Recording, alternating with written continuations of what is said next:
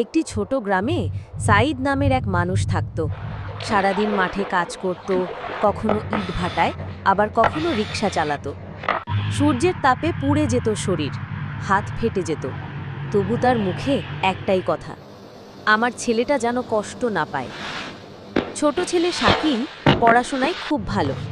School থেকে প্রায়ই শিক্ষকরা বলতেন, এই ছেলেটার মাথা খুব ভালো, ভালোভাবে পড়াতে পারলে একদিন অনেক বড় হবে। কিন্তু সাইদের সামর্থ্য কোথায়? নিজের নতুন কাপড় কেনার সামর্থ্য নেই, অনেক দিন ধরে ছেঁড়া স্যান্ডেলেই চলছে। প্রতিদিন রাতে চুপচাপ ভাত খাওয়ার সময় এক থালা কম খেত, যাতে পরের দিনের বাজারের টাকার কিছুটা বাঁচে। একদিন শাকিল বাবাকে বলল, আব্বা, আমার ক্লাসে অনেকেই প্রাইভেট পড়ছে, আমারও পড়তে হলে ফি দিতে হবে। সাইদ হেসে মাথা নাড়ল, চিন্তা করিস না বাবা, তোকে আমি পড়াবো।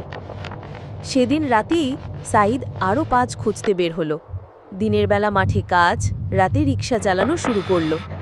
কারোর চোখে তার কষ্ট ধরা পড়ল না, শুধু নিজের শরীরের সঙ্গে যুদ্ধ করে গেল নীরবে। বছরের পর বছর এভাবেই চলল। অবশেষে শাকিল বিশ্ববিদ্যালয় ভর্তি হল, তারপর চাকরি পেল বড় প্রতিষ্ঠানে। একদিন নতুন স্যুট পরে বাড়ি ফিরল। দরজার সামনে দাঁড়িয়ে ক্লান্ত চোখ, শীর্ণ শরীরের বাবাকে জড়িয়ে ধরে কাঁদতে কাঁদতে বলল, আজ আমি যা হয়েছি সব তোমার জন্য আব্বা, তোমার নীরব ত্যাগ ছাড়া আমি কিছুই হতাম না। সাইদ শুধু মৃদু হেসে বলল, তুই আমার স্বপ্ন পূরণ করেছিস বাবা।